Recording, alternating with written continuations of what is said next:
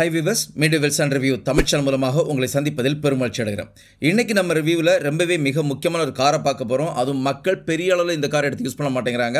ஆனால் அதே நேரத்தில் நம்ம கொடுக்கக்கூடிய காஸ்ட்டுக்கு ஒர்த்தான கம்ஃபர்ட்டான ஃபீச்சர்ஸான ஒரு பெர்ஃபெக்டான காரை இந்த கார் இருந்துகிட்டு இருக்கு. அது எந்த கார் அப்படின்னு பார்த்தீங்கன்னா சிட்ரோனுடைய ஏர்கிராஸ்ங்கிற கார். இந்த காரோட ப்ரைஸ் ரேஞ்சை பார்க்கும்போது 8,62,000 ஆரம்பிச்சு 14,60,000 வித்துட்டு இருக்காங்க. இந்த ஒரு ப்ரைஸ் ரேஞ்சை அடிப்படையாக வச்சு இந்த கார் எந்த காருக்கெல்லாம் டஃப் காம்படிஷன் கொடுக்கக்கூடிய ஒரு காராக இருக்கும் அப்படின்னு பார்த்தீங்கன்னா டாட்டானுடைய Nexon, மாருதியுடைய Brezza, மஹிந்திராவுடைய XU3XO, ஸ்கோடானுடைய Kylaq, ஹியூண்டாயினுடைய venue, இந்த லைனப்பில் வரக்கூடிய எல்லா காருக்குமே ஒரு டஃப் காம்படிஷன் கொடுக்கக்கூடிய காராக இருக்குது. இருந்தாலும் இந்த ஒரு பர்டிகுலர் சிட்ரோன் ஏர்கிராஸ் காருக்கும் நான் சொன்ன மற்ற கார்களுக்கும் இருக்கக்கூடிய மிகப்பெரிய ஒரு வேறுபாடு என்ன அப்படின்னு பார்க்கும்போது சிட்ரோன் ஏர்கிராஸை பொறுத்த வரைக்கும் 4 மீட்டருக்கு மேலே இருக்கக்கூடிய ஒரு கம்ஃபர்ட்டான ஒரு கார். மற்ற எல்லா கார்களுமே 4 மீட்டருக்கும் உள்ளாடி தான் இருக்குது. இந்த காரை பொறுத்த வரைக்கும் கிட்டத்தட்ட 4.3 மீட்டர், அதாவது கிட்டத்தட்ட 35 சென்டிமீட்டர் அதிகமான லென்த் உள்ள ஒரு காராக இருக்கிறதுனால மற்ற எல்லா காரோடையும் நல்ல ஒரு கம்ஃபர்ட் ஃப்ரண்ட் ரோலையும் செகண்ட் ரோலையும் அதே மாதிரி பூட் ஸ்பேஸ்லையுமே கொடுக்கக்கூடிய ஒரு காராக இருக்குது. ஆனால் மக்கள் பெரிய அளவில் இந்த காரை விரும்பி எடுக்காது. நிறைய மிக முக்கியமான காரணங்கள் இருக்குது. அது இல்லாமல் நம்ம பின்னால் பார்ப்போம். ஸோ நாம் இன்றைக்கி இந்த ரிவ்யூவில் சிட்ரோன் ஏர்கிராஸ் காரோட ப்ரைஸ் ரேஞ்ச் என்ன, இந்த கார் என்ன ஃபியூல் ஆப்ஷன் கொடுத்துருக்காங்க, என்ன டிரான்ஸ்மிஷன் கொடுத்துருக்காங்க, இந்த கார் டெலிவர் பண்ணக்கூடிய மைலேஜ் என்ன, இந்த கார் எந்த மாதிரிப்பட்ட இன்ஜின் கொடுத்துருக்காங்க, இந்த கார் நம்ம வாங்கலாமா வேண்டாமா அப்படிங்கிற ஒரு டீட்டெயிலான ரிப்போர்ட் தான் கொடுக்க போகிறோம். இது வரைக்கும் நம்ம சேனல் சப்ஸ்கிரைப் பண்ணாதவங்க தயவுசெய்து சப்ஸ்கிரைப் பண்ணிக்கோங்க. கார்கள் பற்றி செய்திகள், ரிவ்யூஸ், கம்பேரிசன் எல்லாமே உங்களுக்காக நம்ம டெய்லி கொடுத்துக்கிட்டு இருக்கோம். இப்போ சிட்ரோன் ஏர்கிராஸ் காரை பற்றின டீட்டெயில் ரிப்போர்ட்டை பார்க்கலாம். ஹாய் ஃப்ரெண்ட்ஸ், சுத்தமான தரமான எந்த கலப்படமும் இல்லாத 100% தரமான தேன் உங்களுக்கு வேணும்னா இந்த ஸ்க்ரீனில் இருக்கக்கூடிய நம்பரில் காண்டாக்ட் பண்ணுங்கள். கன்னியாகுமரி மாவட்டம் மார்த்தாண்டம் தான் இந்த தேனுடைய ஆரிஜின். டிஸ்கிரிப்ஷன் பாக்ஸில் தேனுடைய விலையும் காண்டாக்ட் நம்பரையும் உங்களுக்காக கொடுத்துருக்கேன். உங்களுக்கு யாராவது வேணும்னா நீங்கள் டேரெக்டாக காண்டாக்ட் பண்ணி இந்த தேனை வாங்கிக்கலாம்.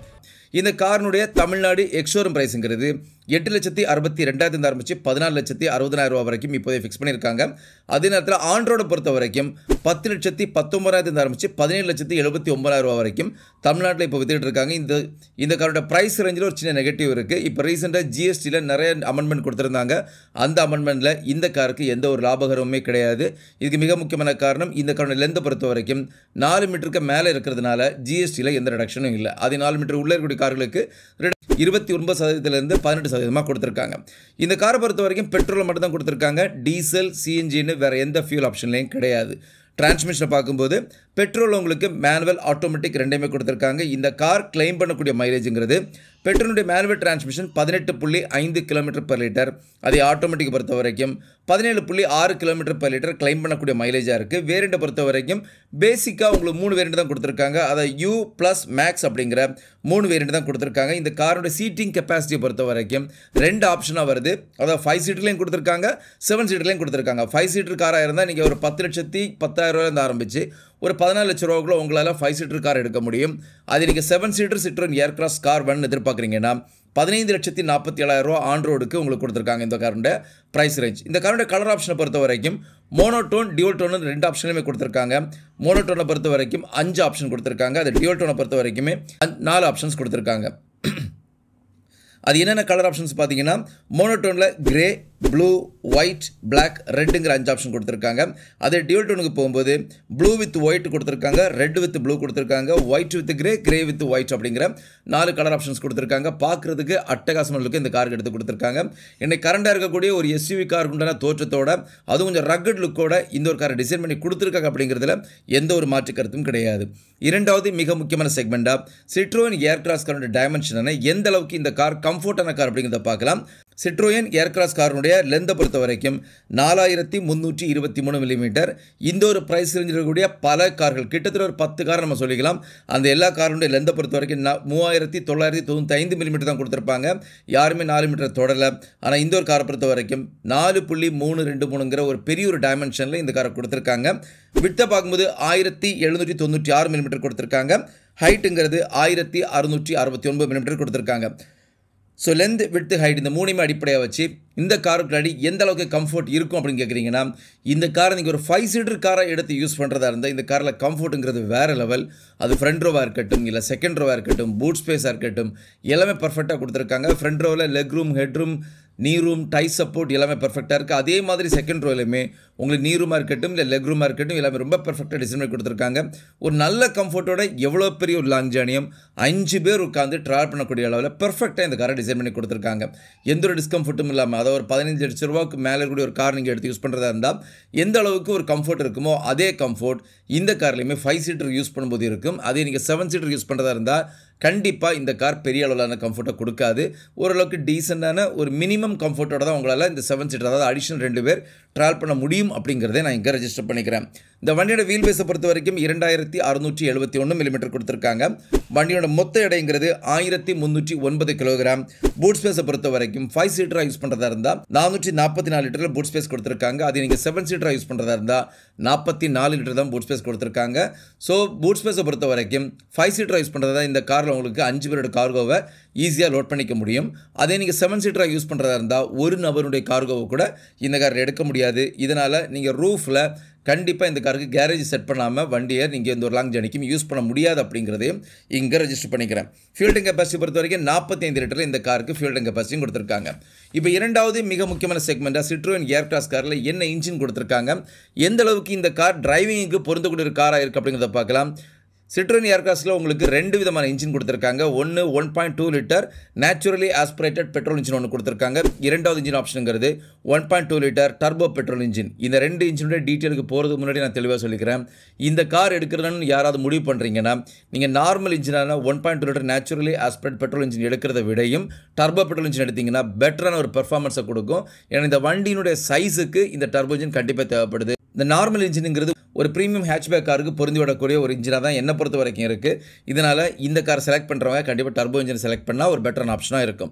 ஸோ இப்போ இந்த 2 இன்ஜினுமே என்ன டிஸ்பிளேஸ்மெண்ட் கொடுத்துருக்காங்க, என்ன பவர் கொடுத்துருக்காங்க, என்ன டார்க் கொடுத்துருக்காங்க அப்படிங்கிறத இப்போ டீட்டெயிலாக பார்க்கலாம். முதன்மையாக 1.2 லிட்டர் நேச்சுரலி ஆஸ்பிரேட்டட் பெட்ரோல் இன்ஜினுங்கிற நார்மல் இன்ஜினை பார்க்கலாம். இந்த இன்ஜினில் மேனுவல் மட்டும் தான் கொடுத்துருக்காங்க, ஆட்டோமேட்டிக் கிடையாது. டிஸ்பிளேஸ்மெண்ட்டை பார்த்தீங்கன்னா 1198 சிசி கெப்பாசிட்டி கொடுத்துருக்காங்க. பவரை பார்க்கும்போது 80 பிஹெச்பி பவர் கொடுத்துருக்காங்க. டார்க்குங்கிறது 115 நியூட்டன் மீட்டர் டார்க். டிரான்ஸ்மிஷன் 5 ஸ்பீடில் மேனுவல் கொடுத்துருக்காங்க. இந்த ஒரு இன்ஜின் டெலிவர் பண்ணக்கூடிய மைலேஜுங்கிறது 18.5 கிலோமீட்டர் பெர் லிட்டர். ஸோ இந்த இன்ஜினை எடுத்து தனியாக பார்த்தீங்கன்னா 80 பிஹெச்பி பவருங்கிறது ஒரு ப்ரீமியம் ஹேட்ச்பேக் காருக்கு வரக்கூடிய ஒரு பவர். பட் இந்த காரை பொறுத்த வரைக்கும் 4.3 மீட்டர்ஸ் லென்த் கொடுத்துருக்கக்கூடிய ஒரு மிகப்பெரிய எஸ்யூவி காராக தான் நம்ம கையில் கொடுத்துருக்காங்க. ஸோ அந்தளவுக்கு ஒரு பெரிய காருக்கு கண்டிப்பாக அதுக்கு ஈக்குவலான ஒரு இன்ஜின் இருந்தால் மட்டும்தான் வண்டி ஓட்டும் போது ஒரு ரைட் குவாலிட்டி, ரைட் ஃபீலுங்கிறது கண்டிப்பாக இருக்கும். ஸோ அதனுடைய அடிப்படையில் பார்க்கும்போது இந்த காருக்கு இந்த இன்ஜின் கண்டிப்பாக என்னை பொறுத்த வரைக்கும் பொருந்தாது. இருந்தாலும் டிரைவ் பண்ணி பார்த்துட்டு நீங்கள் முடிவு பண்ணிக்கோங்க. ஓரளவுக்கு டீசனான இன்ஜின் தான். 80 பிஹெச்பி பவருங்கிறது கம்மியானது இன்ஜின் கிடையாது. ஆனால் அதே நேரத்தில் இந்த வண்டியினுடைய எடைக்கும் நம்ம உள்ள ஒரு 5 பேர் உட்காந்து ட்ராவல் பண்ணும்போதும் கொஞ்சம் லேக் இருக்கிறதுக்கான ஃபீல் அதிகமாக இருக்கும். இரண்டாவது இன்ஜின் ஆப்ஷனான 1.2 litre turbo petrol engine deliver பண்ணக்கூடிய டிஸ்பிளேஸ்மெண்ட்டுங்கிறது 1199 சிசி கெப்பாசிட்டி. பவரை பார்க்கும்போது 108 பிஹெச்பி பவர் கொடுத்துருக்காங்க. ஓரளவுக்கு டீசெண்டான பவர். டார்க்கை பார்க்கும்போது 190 நியூட்டன் டார்க் கொடுத்துருக்காங்க. டிரான்ஸ்மிஷன் 6 ஸ்பீடில் மேனுவல் கூடவே ஆட்டோமேட்டிக்கை பொறுத்த வரைக்கும் 6 ஸ்பீடில் டார்க் கன்வெர்ட்டர் டெக்னாலஜியில் கொடுத்துருக்காங்க. இதனால் நீங்கள் டிரைவ் பண்ணும்போது எந்த ஒரு லேகுமே இருக்காது. ஒரு ஆட்டோமேட்டிக் கார், ஒரு பெர்ஃபெக்டான ஒரு ஸ்போர்ட் எலமெண்டோட ஓட்டக்கூடிய ஒரு எஸ்யூவி கார் பட்ஜெட் ப்ரைஸில் வேணும்னு எதிர்பார்க்கக்கூடியவங்களுக்கு கண்டிப்பாக இந்த ஒரு கார் ஒரு வரப்பிரசாதம் தான் அப்படிங்கிறதுல எந்த ஒரு மாற்று கருத்தும் கிடையாது. ஏன்னா டார்க் கன்வெர்ட்டர் டெக்னாலஜியில் உங்களை ஆட்டோமேட்டிக்கும் போது கிட்டத்தட்ட ஒரு டிசிடி மாதிரியே நல்ல ஒரு பெர்ஃபார்மன்ஸோட வண்டியை ஓட்ட முடியும். எங்கேயுமே லேங்குறது ஃபீல் ஆகாது. வண்டியில் கியர் சேஞ்ச் ஆகக்கூடியது உங்களுக்கு ஃபீல் ஆகாது. இதனால் ஆட்டோமேட்டிக்கை பொறுத்த வரைக்கும் இந்த இன்ஜின் இந்த காரில் ஒரு பெர்ஃபெக்டான இன்ஜினாக இருக்குது. இந்த இன்ஜின் டெலிவர் பண்ணக்கூடிய மைலேஜுங்கிறது இங்கே மேனுவல் எடுக்கும்போது 18.5லேருந்து 19.3 கிலோமீட்டர் வரைக்கும் மைலேஜ் கிடைக்கிறதுன வாய்ப்புகள் இருக்குது. அதே ஆட்டோமேட்டிக் எடுத்திங்கன்னா 17.6லேருந்து 18.5 கிலோமீட்டர் பெர் லிட்டர் வரைக்கும் மைலேஜ் கிடைக்கிறதுக்கான வாய்ப்புகள் அதிகமாக இருக்குது. ஸோ ஒரு கம்பேரிசன் என்று கேட்டிங்கன்னா நான் நேரமே சொன்னது மாதிரி நார்மல் இன்ஜினை விடையும் டர்போ இன்ஜின் ஒரு பெட்டரான ஆப்ஷன். இப்போ மூணாவது மிக முக்கியமான செக்மெண்ட்டாக இந்த காரில் என்டர்டைன்மெண்ட் அண்ட் கம்யூனிகேஷனுக்கு என்னென்ன கொடுத்துருக்காங்க அப்படிங்கிறத பார்க்கலாம். 10.23 இன்ச்சஸில் டச் ஸ்க்ரீன் இன்ஃபோடெயின்மென்ட் சிஸ்டம் கொடுத்துருக்காங்க. இன்டெகிரேட்டட் 2D ஆடியோ கொடுத்துருக்காங்க. ப்ளூடூத் USB ரெண்டுமே கொடுத்துருக்காங்க. ஆப்பிள் கார்ப்ளே, ஆண்ட்ராய்ட் ஆட்டோ ரெண்டுமே இருக்குது. இருந்தாலும் டாப் வேரியண்ட்டில் மட்டும் தான் ஒயர்லெஸ் கொடுத்துருக்காங்க. பேஸ் வேரியண்ட்டுக்கு வரும்போது ஒயர்லெஸில் கொடுக்கல, அதை ஒயர்டில் கொடுத்துருக்காங்க. இதெல்லாமே கடந்து மை சிட்ரோயின் மொபைல் கனெக்ட் கொடுத்துருக்காங்க. 4 ஸ்பீக்கர்ஸ், 2 டியூட்டர் கொடுத்துருக்காங்க. GPS நேவிகேஷன் ரெண்டுமே இந்த காரில் கொடுத்துருக்காங்க. அடுத்த மிக முக்கியமான செக்மெண்ட்டுங்கிறது இந்த காரில் சிட்ரோனுடைய ஏர்கிராஸ்ங்கிற காரில் சேஃப்டி எந்த அளவுக்கு கொடுத்துருக்காங்க அப்படிங்கிறத பார்க்கலாம். என்னுடைய ரிவ்யூ கண்டினியூவாக பார்க்கக்கூடிய எல்லாருக்குமே தெரியும். நான் எப்போவுமே ரொம்ப ரொம்ப ஸ்ட்ரெஸ் பண்ணி சொல்லக்கூடிய ஒரு அம்சங்கிறது சேஃப்டி. நீங்கள் புது கார் எடுங்க, இல்லை ஒரு பழைய கார் எடுங்க, எந்த கார் எடுக்கிறதா இருந்தாலும் அந்த காரில் சேஃப்டி எந்த அளவுக்கு இருக்குது அப்படிங்கிறத தெளிவாக தெரிஞ்சு எடுக்கிறது தான் நமக்கு நல்ல ஒரு விஷயம். சேஃப்டிங்கிறது நமக்கும் நம்மளுடைய குடும்பத்தையும் கேரி ஓவர் பண்ணி ஒரு இடத்துக்கு கொண்டு போகிறதுக்கு மிக முக்கியமான ஒரு விஷயம். ஸோ அதனுடைய அடிப்படையில் Citroen C3 Aircross காருங்கிறது எந்த அளவுக்கு மிக முக்கியமான கார் அப்படின்னு பார்த்தீங்கன்னா, சேஃப்டியில் எந்த ஒரு காம்ப்ரமைஸும் இல்லாமல் பில்டு குவாலிட்டி பொறுத்த வரைக்கும் ஒரு பெர்ஃபெக்டான பில்டு குவாலிட்டியோட இந்த காரை கொடுத்துருக்காங்க. சேஃப்டி ஃபீச்சர்ஸுமே ஓரளவுக்கு டீசெண்டாக கொடுத்துருக்காங்க. ஸோ இதனால் சேஃப்டியில் எந்த ஒரு தொய்வும் உங்களுக்கு தேவையில்லை. சேஃப்டி ஃபீச்சர்ஸ் என்னென்ன கொடுத்துருக்காங்க அப்படிங்கிறத பார்க்கலாம். ஆன்டி லாக் பிரேக்கிங் சிஸ்டம் கொடுத்துருக்காங்க, சென்ட்ரல் லாக் இருக்குது, 6 ஏர்பேக் கூட காமனாக கொடுத்துருக்காங்க, சைல்டு சேஃப்டி பெல்ட் கொடுத்துருக்காங்க, டே நைட் ரியர் மிரர் இருக்குது, seat belt warning, door ajar warning, அதாவது டோரை நீங்கள் ப்ராப்பராக க்ளோஸ் பண்ணலன்னா இதுக்குண்டான இன்டிமேஷன் இமீடியட்டாக உங்களுக்கு எம்ஐடியில் வந்துடும். டயர் ப்ரெஷர் மானிட்டரிங் சிஸ்டம் கொடுத்துருக்காங்க, இன்ஜின் இம்மொபைலைசர் கொடுத்துருக்காங்க. அதாவது உங்கள் கீழே இருக்கக்கூடிய ஒரு இன்ஜின் கோட் ரெண்டுமே மேட்ச் ஆச்சுன்னா மட்டும் தான் வண்டி நீங்கள் இக்னைட் பண்ணும்போது வண்டி ஸ்டார்ட் ஆகும். அது இல்லாமல் வண்டி ஸ்டார்ட் ஆகாது. எலக்ட்ரானிக் ஸ்டெபிலிட்டி கண்ட்ரோல் கொடுத்துருக்காங்க.